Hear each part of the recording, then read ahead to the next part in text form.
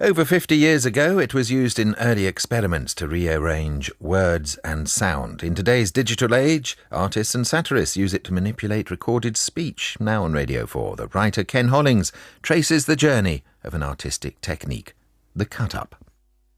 Take a newspaper article and a pair of scissors, the avant-garde poet Tristan Tzara suggested in 1920.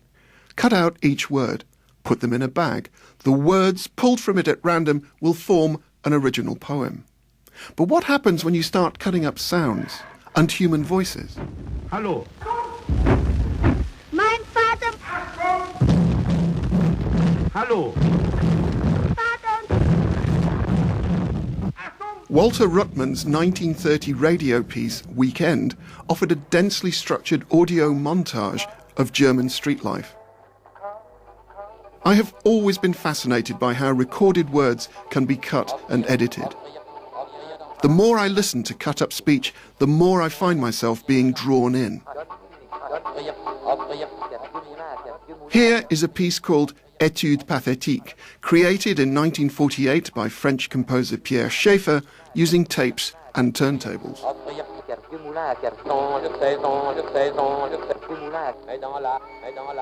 Words captured on wax, acetate or vinyl make human speech a part of the material environment. They can also be recombined in a more deliberate, applied manner than the random approach proposed by the Dadaist poet Tristan Tzara. Yet both methods have the power to shock and surprise. This is why I've always enjoyed cut-ups. What once seemed familiar can quickly become disturbing, or comic, or strangely beautiful. Hallo.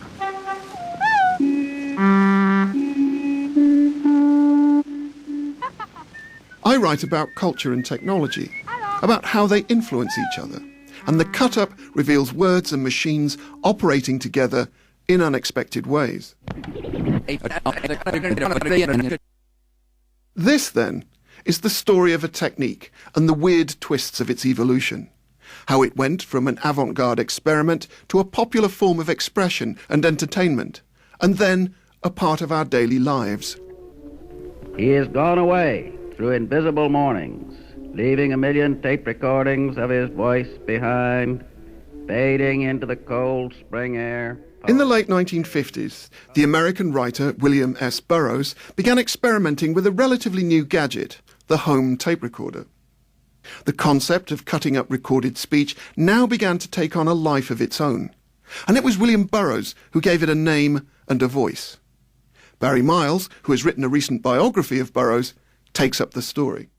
The first tape cut-ups came out of an experiment done by Brian Gyson, the English artist living in Paris at the Beat Hotel in 1959, when he was mounting some drawings and cutting through the mounting board. He had used a big pile of newspapers to protect the table. And when he took the mount away, he realized that his standing life had cut right through the newspapers and slivers of paper had peeled back. And he was so amused by these random juxtaposed lines of text, he laughed so much that the people in the room next door banged on the door thinking that he was having a hysterical attack and wondered if he needed help. So Cut-Ups begins with laughter. Busily lashing together the manuscript of his breakthrough novel Naked Lunch in the room below Gyson's, Burroughs saw in the cut-up a weapon with which to attack the conventional logic of narrative and perception, blurring the boundaries between reality and illusion. Because it was such an exciting new way of approaching art and literature, he realized that this was a way of really destroying the normal structure of the bourgeois novel, which is usually has a beginning and a middle and an end and character development and all that kind of stuff, which he'd always been trying to get away from. That was in October of 1959, and within 2 months they began making tape recordings of Burroughs reading texts. Here is Burroughs describing this new method at a public lecture in 1976. Now, the first tape recorder cut-ups were a simple extension of cut-ups on paper. There are many ways of doing these, but here's one way. You record, say, 10 minutes on the recorder. Then you spin the reel backwards or forwards, just like that, without recording. Stop at random and cut in a phrase. Now, of course, when you've cut in that phrase, you've wiped out what's ever there, and you have a new juxtaposition. Are you tracking me? Know who I am? Street crowds in Baghdad rising from the typewriter. In the top of the news, Secretary Rusk on the Peking threat. Perhaps tomorrow, typhoid Hinson. In a moment, details. Through the tape recorder, Burroughs is combining his own words with radio and TV voices to provide raw material out of which a new type of fiction slowly emerges. It might sound crude by today's standards, but its power to surprise can still be felt over 50 years later. For God's sakes, I already took the picture. But beyond that, it gets fuzzy and difficult. I'm sorry, I forgot. For Burroughs, this random cutting together of voices was only the start to the writing process. Brian Geisen, on the other hand, favoured a more applied approach, producing pieces for public performance, exploring what happens to the meaning of words through their precise recombination on tape. William Burroughs again. Now, here are some tapes which Brian made with all the technical facilities of the BBC in London. They show, I think, what can be done with a human voice and one phrase. All active, calling all reactive agents. Calling all active agents re. Calling all active agents re. Calling all active agents. Calling. Cutting up recorded words not only alters their meaning, but also questions the authority of rational thought, disrupting habits and routines, introducing some creative disorder. Under its influence, our powers of understanding are thrown back upon themselves. Cut-up words still demand a new way of listening. When you cut up and rearrange existing material, you're breaking a narrative. Artist Lenka Clayton. And narrative is something that we all want and need. We don't like disorderly things. Professor Stephen Connor of Cambridge University has written about cutting up words on tape. However much we sometimes pretend to ourselves we like disorderly things, actually we can tolerate them only for a very short time. And then our brain is really a coherence-seeking maniac. Our brains get to work. So you have to listen to the cut-up in a new way. You can't listen to it with the part of your brain that listens to stories. You have to engage with it, and it can be really uncomfortable. A lot of cut-up tapes are really useful for clearing a room if you have a dinner party that's gone on a little too long. Tight sphincter. And that can be the power of the cut-up. And really the whole job of being an artist is looking at the world and reordering it and finding new combinations of things and creating new meanings in that. Members of Congress, I have the high privilege and the distinct honor of presenting to you the President of the United States. For a film she made in 2002, Lenka Clayton took apart George W. Bush's so-called Axis of Evil speech and rearranged every single word into strict alphabetical order. The record speaks for itself. About abroad. Accountable, counting accounts, accumulate. Achieve. I started making the film out of curiosity. It was playful exercise. Advocate for affordable Afghanistan. Organised from A to zero, minus all of the pauses and breaks for applause, Bush's 52-minute delivery comes in at a surprising 18 minutes. Against aggressively. I was really interested in how aspects of the speech which were previously invisible, such as repeated tone or emphasis or the amount of times that certain words were used, those things become the most visible part of the speech, whereas before we were subliminally understanding them but not able to comprehend them in the same way. Always America. So when you listen to the speech alphabetically, you realize that the word America is used 48 times. When you listen to it, it seems to go on forever. And when I've watched it with audiences, about halfway through, people start to sort of laugh and feel uncomfortable, and it just goes on and on and on, the same America. And the tone is always the same. And the words terror, terrorism, terrorist were spoken 33 times. Terrorism, terrorists.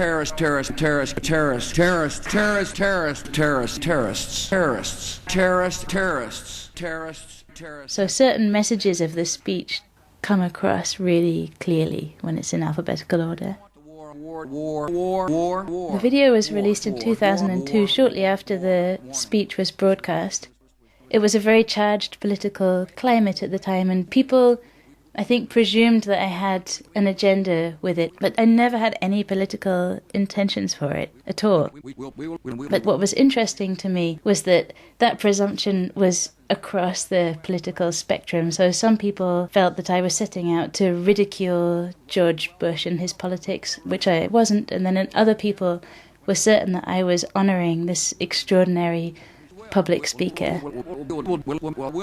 which I also wasn't. It was a complete surprise to me that it ended up being shown in film festivals in several countries. It was written about in the New York Times. It just found its way into culture in a way that I never expected.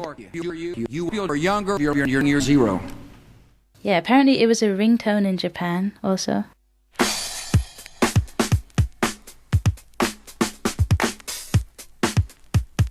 Lesson 2. I'd like to know, are you really ready for some super dynamite soul?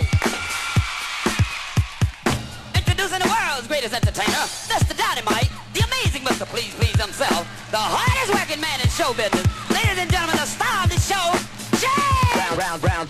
Brown. In the 1980s, the cut-up shifted location and soon became available to everyone.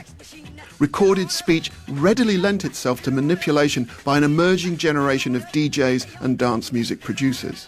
Hip-hop, house and techno all found a place in their beats for cut-up text. That's a compilation of break-in records, which is the UFO, Dickie Goodman. Kevin Folks, who has compiled a musical history of the cut-up, Raiders of the 20th Century, has made a study of its effects. And I've also got a thing by a group called Black Helicopters, or I think only did one 12-inch, and it's got a thing with Kenneth Williams on the B-side, and it's just all of the little they must have chopped it up for hours and they've put it all together. He never says anything, but you can tell it's Kenneth Williams. It's unmistakably, it could only be him. Hands out, hands out. For like 5 minutes. A DJ and a producer, Kevin's passion for cut-up words began while at school in the mid-1980s. Definitely the first thing I can recall was probably Double D and Steinsky's Lesson 2. Lesson 2. Which was played to me in a classroom when I was about 13 off of a cassette that somebody had taped off the radio. And it's the one where they're playing a lot of James Brown interspersed with pop music, and then it all breaks down in the middle and there's a little bit of Bugs Bunny that they chop up. And it says, what's up, Doc? Now then, let us have some fun. What's up, Doc? Cha-cha-cha. Forward, back, cha-cha-cha. And it was so out of context, plus it was cut up, that it immediately appealed, and there was a language that I could immediately understand as a teenager.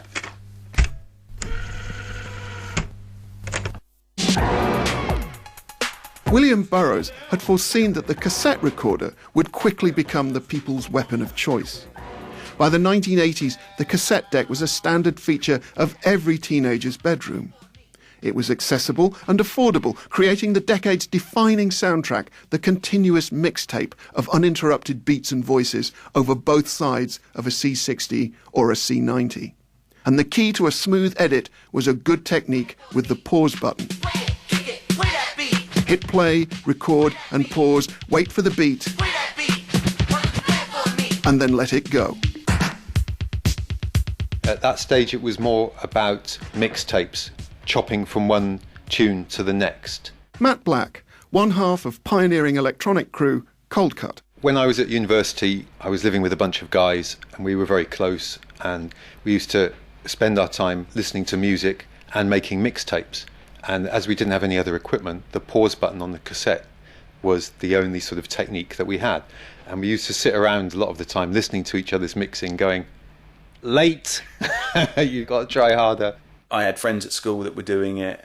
We would bring in our pause button edit tapes of the latest pop hit that we'd remixed in our bedroom the night before.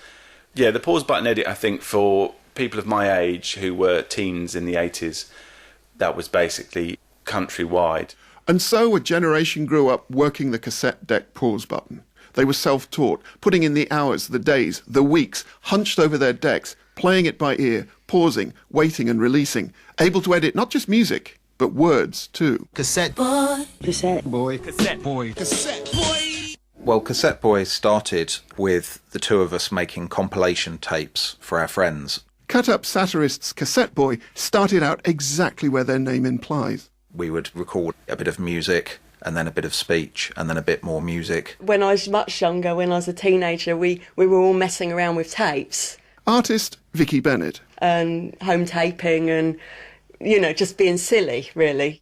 As we made more and more of these tapes, they got more and more complex, and the music more or less disappeared, and the speech got more and more edited. Play and record. We would tape it all. Television. Daytime television. So we would loop certain words that we found funny. Chicken, chicken, chicken, chickens, chickens, chicken, chickens. Chicken's a popular word. Cut out words, take different phrases out of context, and it was all done on just home hi-fi cassette decks with manual pause buttons. We got very quick with the pause button. I would use the old double cassette decks to make new recordings from pre-existing radio programmes. Hello? Hello, Jean. Hello. All right, on to our next caller then. Hello. Who are you? You jumped up to it, Matthew. Anyway, thanks a lot. Okay. All right, bye-bye. On to our next caller then. Hello.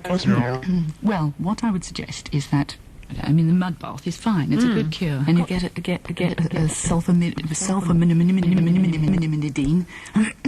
Oh, bother. Oh. The key to all of this is affordability and access. It isn't actually to do with anything high art. It's to do with just normal people trying to make things. The wonderful thing about the cut-up, much like the collage, is anyone can do it. And, as William Burroughs used to say about the tape cut-up, any number can play. Out of the democratisation of the medium, a cassette nation was born. But just because something is widely accessible doesn't necessarily mean that it's easy.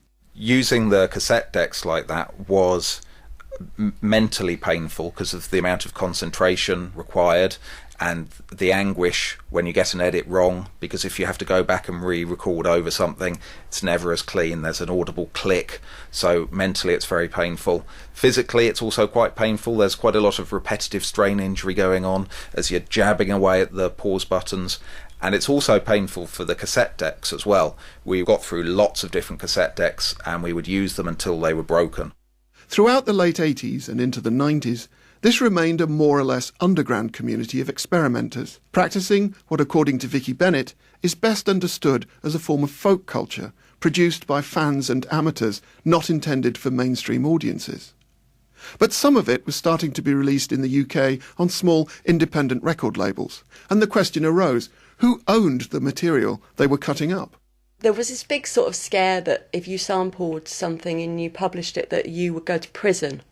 Our first album sampled Frank Sinatra, the Rolling Stones, the Beatles, Madonna, Jamie Oliver, you name it, we sampled it. And then it became apparent through a few examples. You got hip-hop in New York, where people were publishing stuff and the bogeyman wasn't coming after them. We did no research into the legal position. We just released the album and hoped for the best. In America, you had Negative Land doing it, publishing stuff and selling a lot of copies. Nothing much happening. And then the notion of the bogeyman goes away, and then in its place seeps in huge amounts of creativity where fear had previously been. By the early 90s, this folk culture had started seeping into Radio 4. On the Hour, the world in a tablet. Just time for tomorrow's weather. We were definitely influenced by On the Hour, the work of Chris Morris and Armando Iannucci. Over to the Weather Centre now with Frank Green. When you listen to the weather forecast, unless you're actually paying attention to it, it does just wash over you, and it is almost like a string of random words cut together. It's very easy to tune out. In South East England, in Wales and North West England, the extreme north, in East Anglia, the Midlands, Northern Ireland, it'll turn out to be very warm too, up to 24 Celsius, 23, up to 22 Celsius. A warm day. So this afternoon and this evening will be this morning. Inland fairly warm. Even so, quite a warm day with the extreme north and the extreme south. It'll be a dry day, and a dry day here, dry with some evening thunderstorms. And that's the weather. I think it's the oral equivalent of squinting. On the Hour's producer, Armando Iannucci. You know when you squint so you half see something, so you can see the shape of something, you're not quite sure of the detail. It's the oral equivalent of that, in that you clearly recognise it for what it's claiming to be, which is a weather report. But if you examine the detail, it's nonsense. On the Hour was a biting parody of the radio news format, playing with our listening habits. When it comes to the cut-up, you've got to listen carefully and keep your wits about you. If you are not paying attention, the sound of radio voices can lull you into dreamy and uncritical acceptance of what they are telling you. Are they reporting on real events in a real world? The culture of broadcast news, consequently, becomes an obvious target. News, especially BBC News, you think of as being absolutely factually true. You know, it's the voice of authoritative editorialising and analysis. Whereas, you know, the more you actually do news, the more you realise you're cutting up. You're doing a 1 hour long interview and you're cutting it into little bite-sized sections. So that sort of editorialising and cutting up goes on all the time in news, but it presents itself as something that is truly authentic and the whole picture. Whereas it's not the whole picture, it's somebody's idea of what the best bits are. That's what news is, really. So I think that's why it's so tempting to just take it an extra stage. And Cassette Boy has taken it to an extra stage. OK, hello.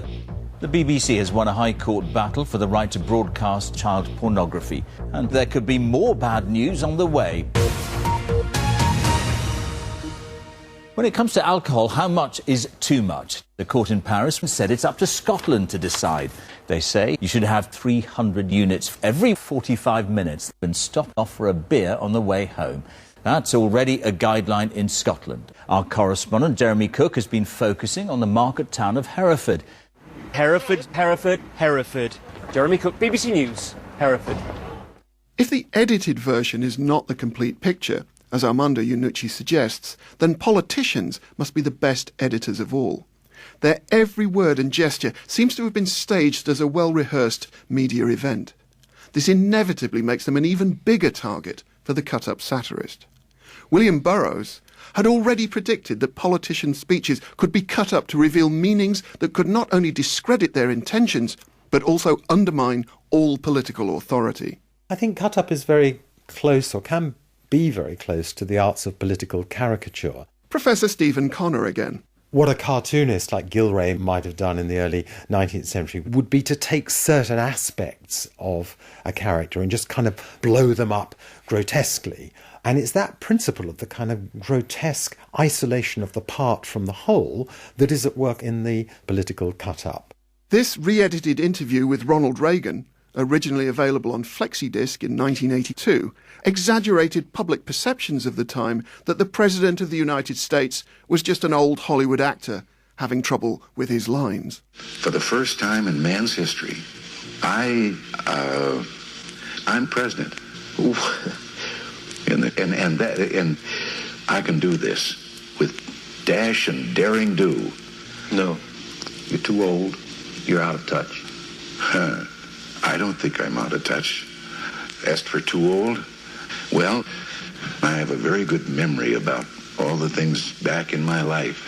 For example, I can remember Senator Benjamin Hill in 1878, when we were less than 70 years old.